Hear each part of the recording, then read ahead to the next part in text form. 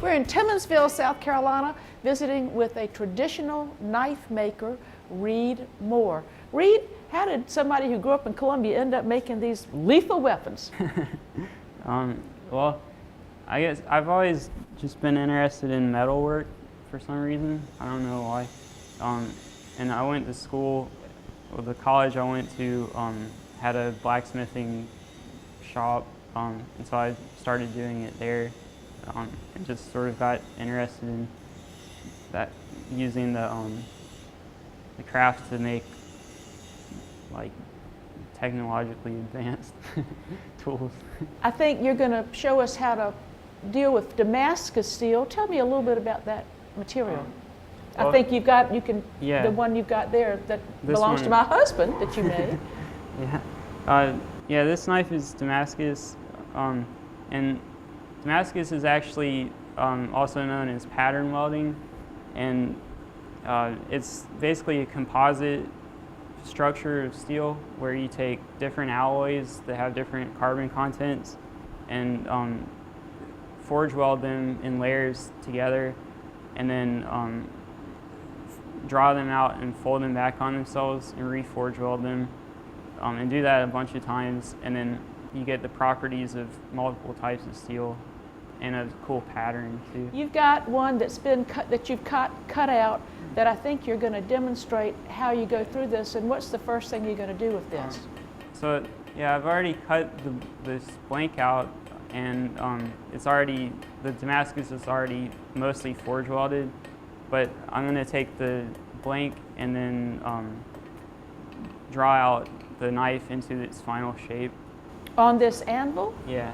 So you're going to beat, just like the people in the Old West, Yeah. beat the hot molten steel. Yeah, it's almost molten. It's like right on the edge, but I'll forge weld it out, and then basically get the final shape so I don't have to grind it a whole lot.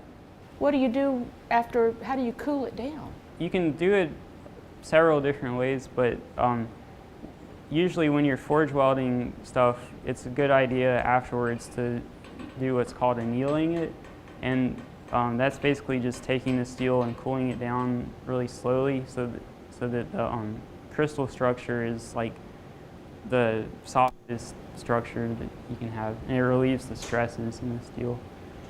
And what's the next step after that? The next step is to get really close to the final shape that you want, and then to harden the steel by quenching it. And so I'll do that with this type of steel. It needs to be quenched in oil to get the right hardness. And after that, do you need to put a finished edge on it? Yeah. So then once it's hardened, you basically it gets really brittle once it's hardened. It's fully hardened, and so we want to go back and temper it, and that changes the crystal structure, so it's a tougher structure, but it still is able to retain a good edge and be tough. Well, the edge is what everyone's after, I guess, and so these knives, because of the way you do it, it's not going to be brittle, but the edge is going to be, you have a hardened edge that will hold the... Yeah.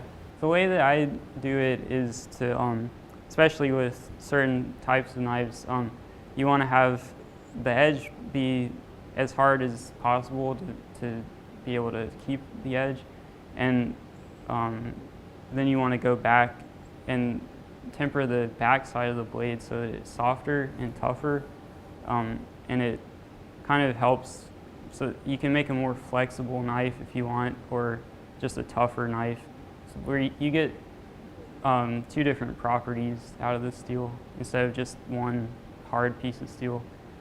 And when your knife, the hasp goes all the way back to the end, does that make the knife stronger? Yeah, it does. It's called a full tang handle, where the steel is the same shape as the handle, and there's more steel, so it's a stronger knife. Tell me about the different kinds of knives you make. What do you call my knife? This one is called an usuba knife. It's a Japanese style vegetable slicing knife.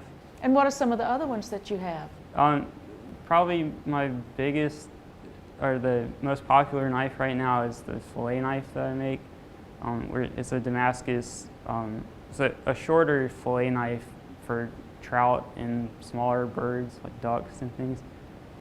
One of my specialties is making cleavers. I really like making cleavers and other like butcher tools. So I make cleavers anywhere from like a pound up to 10 pounds for a hog splitter. Yeah, that one cleaver, the hog splitter, is a pretty ferocious looking beast, isn't it? Yeah. Now, do you cook yourself? Do you use the knives? Yeah, I use them as much as possible. I like to make sure they're working right. So and see what I can improve. They've been put through the test. Reed, I've enjoyed visiting your foundry and seeing a young person, take a traditional craft and turn it into something with a modern flair.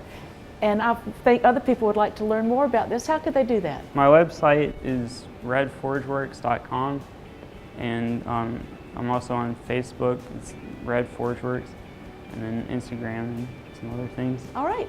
At my house, I'm considered not a good knife sharpener. And I think maybe if I take a lesson from the master, my husband will let me use his knife sometimes. So would you give me a little tutorial? Sure, yeah. Okay, let's go learn. All right.